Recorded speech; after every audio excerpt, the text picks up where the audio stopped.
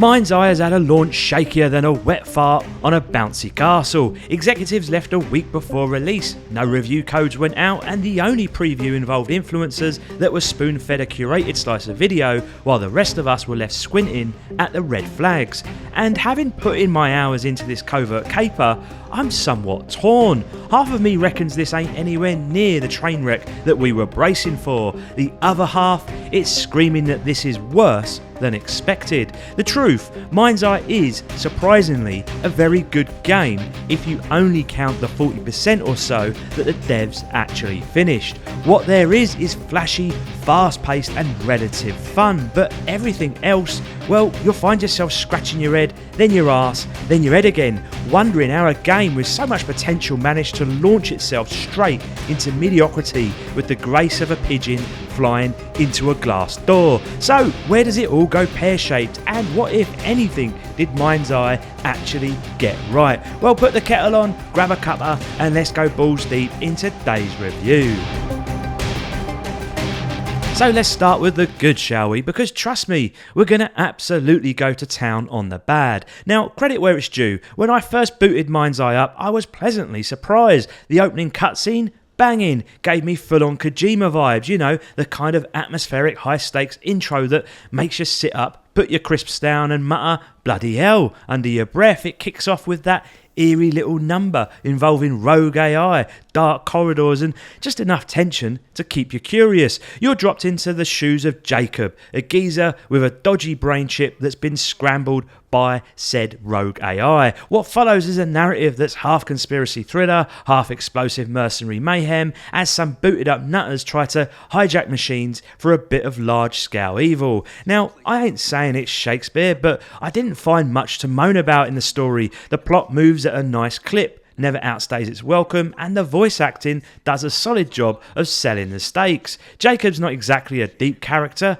more like a moody lad with a chip on his shoulder, but the whole thing holds together well enough. And those cutscenes, well, we'll get into the visuals properly in a bit, but let's just say Mindseye puts its best foot forward early. Stylish direction, sharp editing, and just enough polish to make you think, oi, maybe this ain't the stinker that people were dreading. And it only got better from there. My first few missions had me grinning ear to ear. There is proper variety here, a bit of cinematic flair and actual direction, which, let's be honest, is rarer these days than a Ubisoft game without a tower. 1 minute I'm tailing some shady sod through the city trying to pin down his location. Next I'm piloting a drone, sleuthing around for some top secret muck that someone's stashed away. Then boom, I'm fighting through trader parks on a hostage rescue gig, ducking bullets and dodging barbecues, only to end up legging it across the desert after an epic car chase. And I'm thinking to myself, bloody hell, all this negativity online was absolute bollocks. What we've got here, it feels like a cracking little underdog, a sandbox thriller with just enough spice to keep you curious and just enough madness to keep it fun.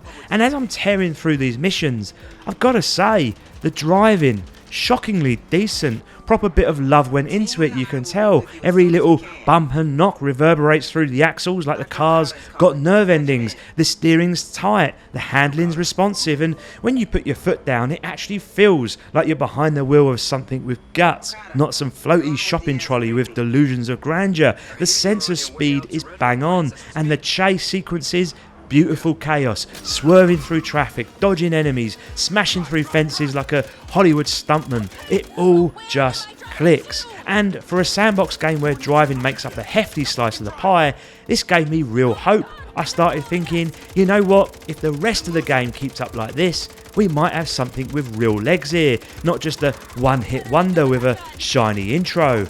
But then, well, you know where this is going. Because while I can appreciate what Mindseye gets right, and to be fair, it does get a lot right, it also gets so much wrong. We're not talking minor fumbles here. We're talking open goal sitters that get booted into row Z. It's like the devs laid out a table full of easy wins, then politely shat on it and walked off. Missed opportunities, baffling design choices, and a general sense of what the bloody hell were they thinking haunt every promising moment of this game. So let me just rattle off a few of Mindseye's many many misdemeanors, and brace yourself because this list reads like a crime scene report. There are very few side missions. Instead, you get these basic portals that play out as a mini combat scenario taking a few minutes. No side activities, no mini games, no distractions, no bollocks to keep you busy. There is all else to do beyond the main story. No world map, so forget about getting a lay of the land or plotting your next move. There's no collectibles, no hidden secrets, no incentive to actually explore. You can't jump, only vault from cover like a drunk dad doing Parker at the local barbecue. Later in the game, you get to use certain branded cars from your company, but you can't nick any car you fancy, only the one the mission hands you like it's a bloody Uber. You can't stray too far from your mission path or you fail because apparently free will's been outlawed. No extra skills to unlock, and considering the whole setup's dripping in rogue AI, cyber implants and government tech, you'd think a Watchdog style skill tree would be a no-brainer, but nope, nothing. You eventually unlock a mini drone that can mark up people and zap, stun and open doors, but it's limited in scope. No gun upgrades, no cosmetics, no new toys to tinker with. No police presence either, so you can murder half the population in cold blood and no one bats an eyelid. The city feels like a movie set after closing time. All dress, no soul. And the gunplay, shallower than a puddle in the Sahara. It bangs, it flashes, but it's weightless, empty, like someone taped a hairdryer to a Nerf gun and said, yeah, that will do. I could keep going, but you get the idea. It's not what Mindseye does that kills it, it's what it doesn't. It's all surface, no substance, and you can tell, clear as day, that this got rushed out the door the second they nailed the basic loop. No depth, no detail, no bloody follow through. And it's the city itself, Mindseye's glittering crown jewel, that perhaps shows this mess in its purest form, because on the surface, they've nailed it. The layout's solid, the structure makes sense, the art style genuinely decent. It's a city loosely based on Las Vegas, complete with dodgy knockoffs of the Sphere and all the big flashy hotels. Sure, everything's shuffled around like a deck of pissed up cards, but visually it works. You can see it and think, yeah, alright, this could be a wild ride. But then nothing. It's dead. A theme park without the tourists. An empty shell with all the noise turned off. On the rare occasion you actually do spot people, they just sort of exist. I had to plonk myself down on the Vegas Strip like some sad street lamp just to see life. A few performers doing a tired routine, a copper robot bumbling about trying to look important. I shot it obviously for science, and to my surprise, they actually reacted. Briefly that is, because once I blew the tin can to bits, after that, nothing. No consequences, no police backup, no one cared. Not a single NPC gave a flying toss that I just nuked a member of the Roboplod. No wanted level, no chase, just silence like I'd murdered the concept of accountability. Same goes for the traffic. It's there, technically, but it doesn't behave like traffic. Get into a chase and the cars start hurling themselves into enemies like your mum's behind the wheel. It's less urban chaos, more slapstick comedy. Which is insane to me because the world itself is pretty damn good. All the right details are there. Adverts, park benches, digital signs, the works. It looks alive, but it's got the spirit of someone who's just signed up for voluntary euthanasia and scheduled it for 9:30 now. It's all window dressing, and that's what stings the most. Then you've got the combat, and sadly, it's about as punchy as a pensioner in oven mitts. The guns just lack oomph. There's no weight, no kick. They fire like they're chucking Tic Tacs at the enemy. You've got your standard auto hill when you duck behind cover for a breather. So there's rarely any real risk. You don't feel under threat, just mildly inconvenienced. Tactics? What tactics? Most fights boil down to popping a few headshots, waiting for the animation to catch up and moving on. In fact, and here's the kicker, I found myself more deadly with a pistol than a machine gun.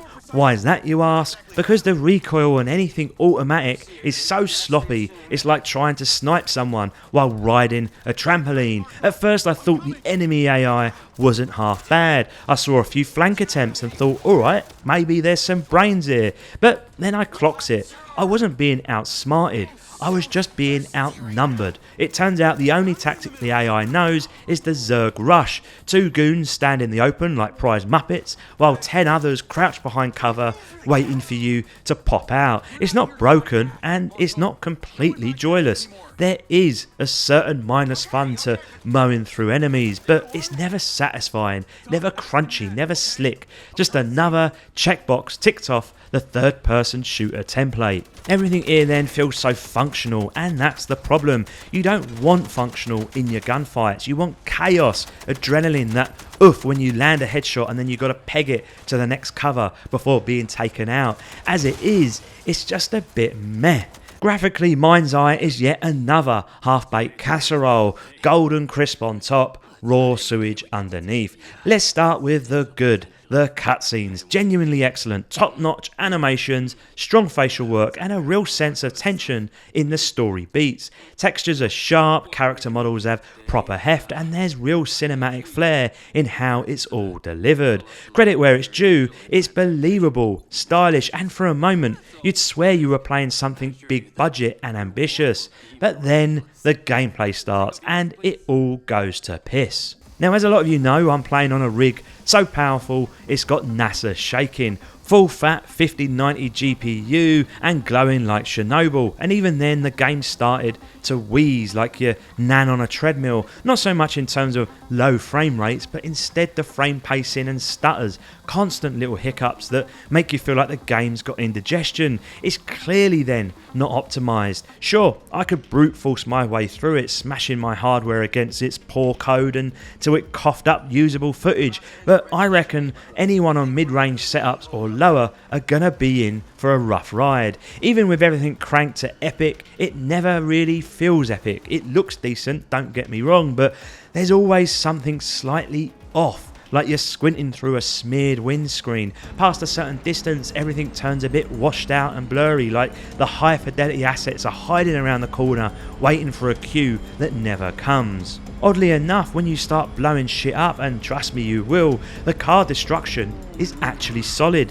Bits fly off, explosions look meaty, and the back end of a vehicle blowing sky high is more satisfying than it has any right to be. The lighting too is decent. You've got reflective cars doing their best to scream next gen at you, even if it's just a mirror polish over fairly average detail. There's tyre smoke, fluttering debris, even some nice swaying power lines in the wind, but then right next to that, muddy textures that look like they were imported from 2012, static, generic ass cover points that might as well have signs saying place gunman here. And let's not forget the sun, which is so absurdly massive you'd think the entire world is about 5 minutes away from being deep fried. It's a mishmash of graphical brilliance and absolute bollocks. For every moment that makes you go wow, there's another that makes you mutter, what the f*** is this? It's not unplayable, far from it, but visually it's a game at war with itself. Half masterpiece, half student project with a hangover.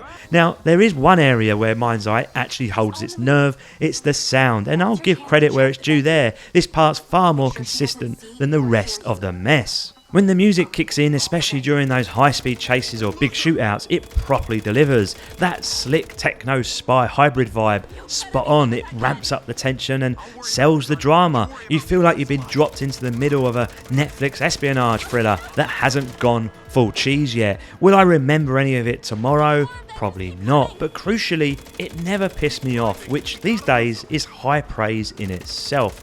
Voice acting's also decent, solid across the board. No standout stars, but no cringe-inducing line reads either. I've played AAA titles with worse one-liners and flatter delivery. Here it feels grounded, professional, believable enough to carry the tone that they're aiming for. It doesn't always land, some of the humour's flatter than a pancake, but overall it positions itself as a serious drama, not a comedy, and it mostly sticks the landing. Sound effects are the real deal though. Explosions have proper weight, bullets rattle against metal like they mean it, and tyres squeal as you throw your car around tight corners. There's a real richness to it, ambient noises, environmental triggers, mechanical clunks, everything sounds like it belongs. And in a world as visually lifeless as this one, that added sonic immersion goes a long bloody way. Mindseye then is defined far more by what it isn't than what it is, because honestly I can't sit here and say it's just a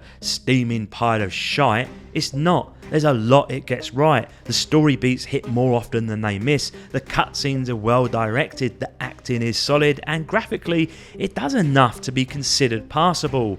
But that's exactly the problem, innit? It's passable, nothing more, nothing less, just a big beige shrug in video game form. What it's missing painfully, blatantly, is soul, that spark, that something. The gameplay's threadbare, the systems are gutted, the world, while full of potential, feels like a film set left behind after the actors went on strike. And that's the real mystery here. How do you get the hard bits right and still cock it up this badly? It's like they had a design doc that screamed ambition, nailed the opening, then they all turned to each other halfway through and said, right lads, job's a good un, fancy a pint down the local. It's a textbook case of forgetting that a sandbox needs more than just sand. It needs toys, it needs life, it needs reasons to exist beyond just looking half decent on a screenshot. So yeah, I spy with my mind's eye something beginning with B. Bollocks. Until next time, my lovelies, Reggie out.